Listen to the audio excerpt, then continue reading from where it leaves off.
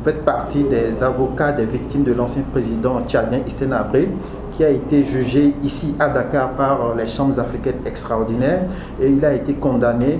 Et les victimes, ces victimes sont censées être indemnisées après ce procès, mais jusqu'à ce jour, cette indemnisation n'est pas encore survenue.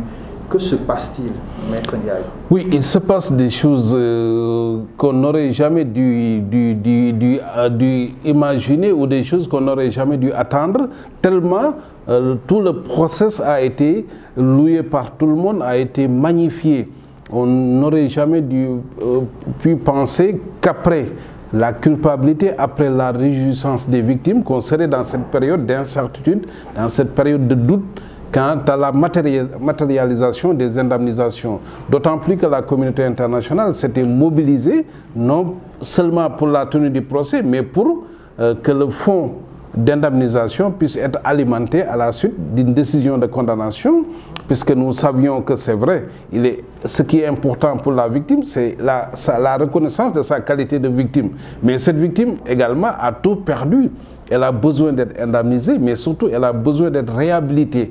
Et elle ne peut pas l'être si, évidemment, il y avait un goût inachevé d'un procès aussi historique pour l'Afrique, où l'Afrique avait des enjeux, des défis majeurs à relever. Et c'est pourquoi, après le procès, quand on a senti ce vide autour des victimes, une sorte d'amnésie subite, tout le monde fait comme si ce procès était terminé. Or, nous étions à mi-chemin de ce procès, après la culpabilité, la déclaration de culpabilité définitive, les indemnisations. Le fonds tarde à être mis en place. On ne sent plus cette synergie. Il faut peut-être expliquer le fonds, comment ça se passe. Oui, le fonds, nous sommes en matière de crimes de masse. C'est ce qu'on appelle communément les crimes contre l'humanité, crimes de guerre, crimes de génocide. C'est des crimes que souvent les présumés coupables, et qui deviennent forcément des coupables réels après la décision de condamnation, nous savons que ces personnes supportent les dommages qui résultent de leurs faits pour lesquels ils ont été condamnés.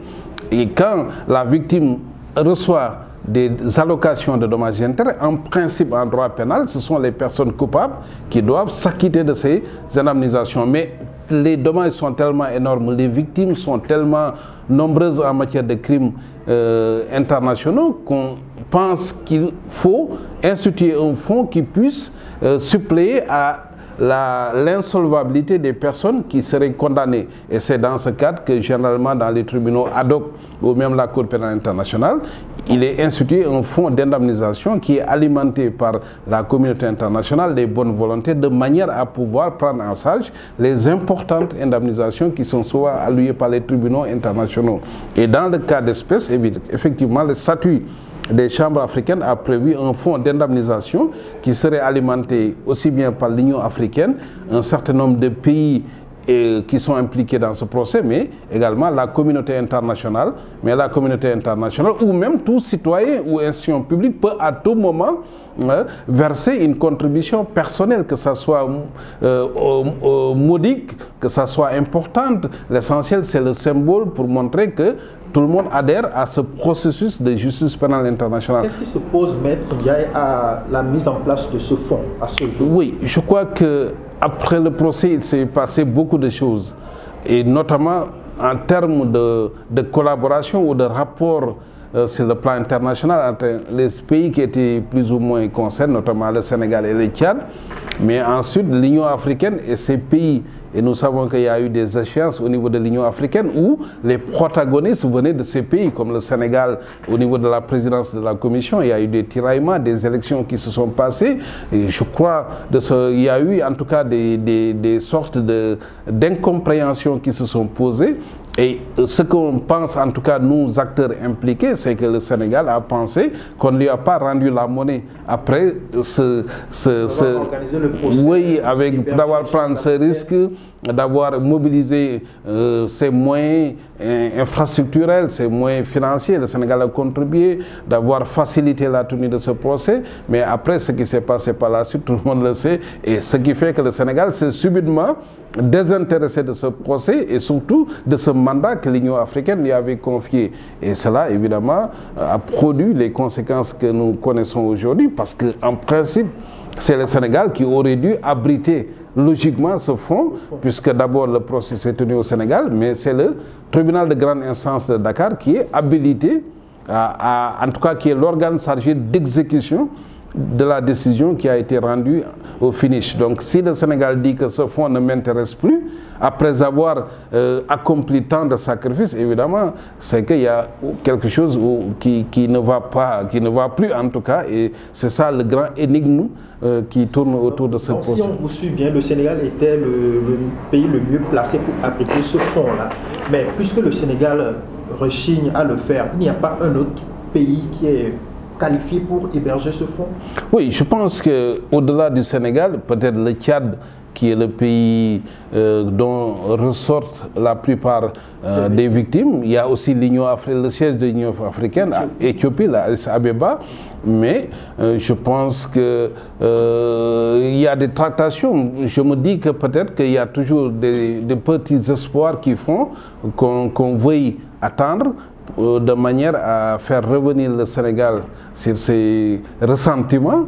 Peut-être on espère qu'il reviendra à de meilleurs sentiments, mais autrement, je pense qu'on sera obligé à un certain moment de trancher, de dire que finalement le fonds sera abrité par tel pays. Je pense que les victimes ne peuvent plus attendre. Déjà, on enregistre chaque mois, chaque semaine, chaque jour, des décès qui interviennent. Et c'est désolant de voir des personnes qui étaient tout près du but disparaître comme ça, comme Icar, et que ces personnes ne voient pas le jour venir, le jour où, évidemment, se matérialiseraient ces indemnisations. Je pense que l'Union africaine a une très grande responsabilité, et c'est pourquoi nous ne cessons d'alerter d'ailleurs sur cette situation qui est incommodante pour tout le monde.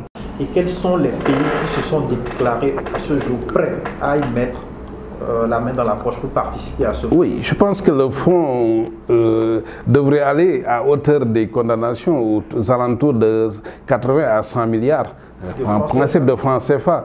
Maintenant, les pays, déjà, le reliquat de l'argent qui avait été mis en place au moment du procès a été versé dans le fonds. Bon, ça, c'est pas important. Ça ne peut pas être important puisque c'est un reliquat sur un budget de 8 millions d'euros. Peut-être que un quart, parce que forcément les 3/4 de ce budget ont été dépensés. Mais maintenant, il reste que c'est l'Union africaine qui est le principal acteur de ce procès. Et donc il y a l'Union européenne avec le comité de pilotage, tous ces pays, avec le Canada en plus, les États-Unis qui étaient partie prenante. Mais il y a le Sénégal et le Tchad aussi qui, forcément, de par leur implication, seront des principaux contributeurs de ce fonds. Donc, je pense que toute la communauté internationale, en dernière analyse, est concernée par... Est-ce que les États-Unis, le Canada aussi seraient intéressés de participer à ce fonds? Oui, d'après les contacts que nous avons eus, tous ces pays n'attendent que le signal de l'Union africaine. Ils se disent qu'on ne peut pas être plus royaliste que le roi. Il appartient d'abord à l'Union africaine. Au-delà de l'argent qui a été versé comme le reliquat de l'argent des chambres, l'Union africaine doit dire au moins je mets tant.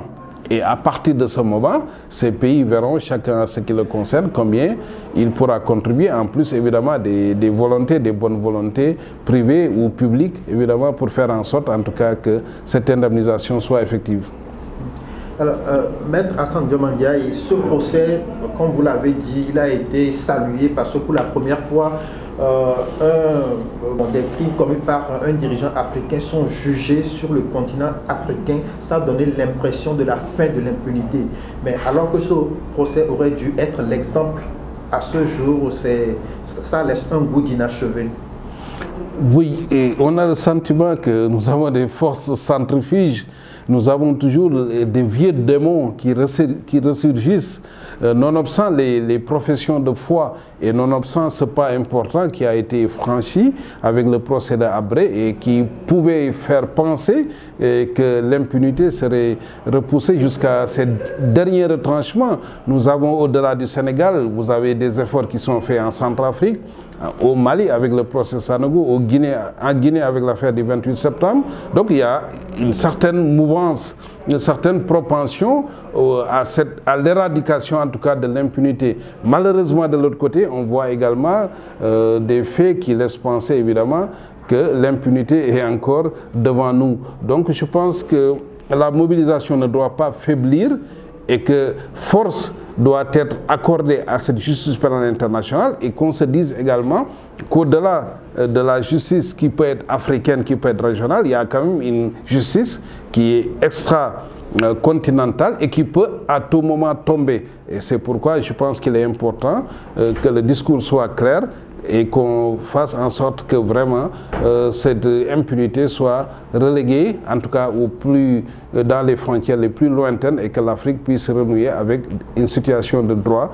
qui ne puisse pas tolérer un certain nombre de crimes tels que nous l'avons connu dans le passé. Maître Hassan Diomandé, si on vous suit, c'est que les gens de plus en plus soif de cette justice-là, dont ils avaient l'impression qu'elle ne fonctionne pas.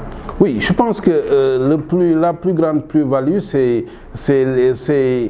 cet exemple qui a été donné par des victimes qui, de par la force des choses, qui par leur obstination, par leur engagement sans faille indéfectible, sont arrivés à faire de sorte qu'un procès qui, à un certain moment, évidemment, était devenu illusoire et puisse se tenir après plus de 20 ans, 25 ans de combat. Et je pense que toutes les autres victimes se sont dit, mais si les victimes tchadiennes ont réussi à faire en sorte ce qu'on appelle cette modélisation des angoisses sociales, cette forme évidemment de partage de l'action publique qui n'est plus l'apanage des seuls procureurs ou des États. Si les victimes ont permis cela, pourquoi pas nous? Et c'est ce qui explique cette organisation qui s'est faite au niveau des victimes en Guinée, autour d'une association des victimes des événements du 28 septembre. Au Mali aussi, idem. En Centrafrique aussi, vous avez les ONG qui sont encadrées les victimes. Donc aujourd'hui, ce qui est réconfortant, c'est évidemment cette sorte de prise de conscience de ces victimes qui se disent qu'au-delà de nos personnes, nous devons faire en sorte que plus jamais cela. Nous ne devons pas être égoïstes, même si nous pouvions pardonner, même si nous pouvions nous résigner, nous ne le ferions pas. Il est de notre devoir de faire en sorte que ce qui nous arrive n'arrivera plus à aucun humain. Et nous espérons et nous avons le sentiment que c'est un sentiment qui est aujourd'hui en train de se former, en tout cas de s'affermir dans l'esprit de toute victime. Et je pense que c'est le plus grand allié aujourd'hui dans le cadre de ce combat contre l'impunité. Oui, le combat contre l'impunité, mais je pense que vu qu'on n'a pas encore terminé totalement le procès à Habré, peut-être que même si d'autres pays sont en attente de justice, on ne va pas peut-être ouvrir ces dossiers-là parce qu'on n'a pas encore fermé celui-ci. Oui, je pense que ça peut se faire de façon cumulativement ou en tout cas de façon concurrente, mais il est important évidemment qu'on purge carrément l'affaire Habré, parce que si cette affaire n'était pas complètement achevée, cela serait un goût d'inachevé et ça remettrait peut-être en cause cette victoire que nous avions déjà affiché au primitif de l'humanité pour dire qu'on a gagné, on a vaincu, le camp de la peur a changé de camp, la force du droit doit prévoir, c'est la force des armes. Tout ça, c'est des slogans qu'on a brandis un peu partout, mais ces slogans n'auraient de réalité concrète que si effectivement ce procès avait une allure plus ou moins parfaite, satisfaisante, notamment du point de vue des victimes, et qu'on attire des leçons par rapport à ceux qui ont pu être coupables d'un certain nombre de faits. Mais évidemment, si on nous dit demain tout ça pour ça, ça c'est le plus grand danger qui pourrait guetter, évidemment, les procès qui pourraient être enclenchés dans des conditions où le procès d'Habré n'a pas été tellement satisfaisant ou n'aurait pas été tellement satisfaisant. Donc il est important que même si nous devrions nous engager dans d'autres procès, dans d'autres causes comme l'affaire Yamé par exemple, ou l'affaire centrafricaine, ou d'autres affaires quand même qu'on ne laisse pas de côté, ou en tout cas qu'on ne se désintéressera pas de l'affaire Habré, notamment du point de vue des organisations de défense des droits de l'homme qui ont eu à accompagner ces victimes. Je crois que ces organisations ont une responsabilité évidemment très grande quant à l'achèvement satisfaisant de ce procès. Et c'est un appel également que nous avons lancé. depuis le magistère du président Wade que la procédure avait commencé pour pouvoir juger Hissène Habré. Mais à un moment donné, on a eu le sentiment que le président Wade n'avait pas trop envie de s'engager. Mais quand Macky Sall est arrivé au pouvoir, les choses sont allées très vite. Oui, je pense que c'est tout à l'honneur de M. Macky Sall. Et nous l'avons dit maintes fois, je pense que s'il y a un crédit en matière de droits de l'homme qu'il faut mettre dans le compte de Macky Sall, c'est d'abord l'affaire Habré. Parce que en période de campagne électorale, il avait dit, si je suis élu, l'affaire Habré serait organisée au Sénégal. Alors que c'était dans un contexte où le président Wade n'était pas, tout le monde le sait, chaud, n'était pas en tout cas favorable à la tenue de ce procès. Et dès qu'il a accédé au pouvoir, il a tenu parole. Et nous l'avons salué à l'époque et nous le mettons souvent dans les bons comptes en matière de droits humains du président Macky Sall. Et ça, l'histoire retiendra en tout cas que c'est le président qui a facilité et qui a fait preuve d'engagement politique, de volonté politique pour que ce procès tienne. Et ça a été salué aussi par les victimes tchadiennes, évidemment, qui en seront reconnaissantes, évidemment, à M. Macky Sall. Raison de plus pour qu'il fasse que le procès se termine. Oui, malheureusement, la politique a ses raisons, la politique a sa rationalité, mais je pense qu'effectivement, quelles que soient les pérégrinations, ou en tout cas ce qui peut arriver dans le cadre des relations internationales entre États, je pense que le président Macky Sall se doit de privilégier cet aspect, dire que je ne vais pas gâcher ce que moi-même j'ai déjà, le bébé, je ne vais pas assassiner mon bébé carrément, il ne faut pas commettre un infanticide. Et il appartient de faire en sorte que ce procès soit effectivement un succès total, parce que le tribunal de l'histoire, c'est un tribunal extrêmement important qui retiendra que le président Macky Sall est le président qui a fait en sorte, de par sa volonté politique, que ce procès puisse se tenir au Sénégal. Alors, Maître Hassan Ndioma Ndiaye, je vous remercie. Je rappelle que vous êtes avocat au barreau de Dakar, membre du barreau international de Québec et président de la Ligue sénégalaise des droits de l'homme. Vous avez été l'un des avocats des victimes de l'ancien président Hissène Habré, qui a été jugé ici à Dakar par les chambres africaines extraordinaires. Nous vous remercions d'avoir accepté de nous faire une analyse sur le dossier Karim Wade et de la justice pénale internationale, notamment sur le cas Habré. Merci encore. Oui, c'est moi qui vous remercie. Bon, il va prendre rapidement.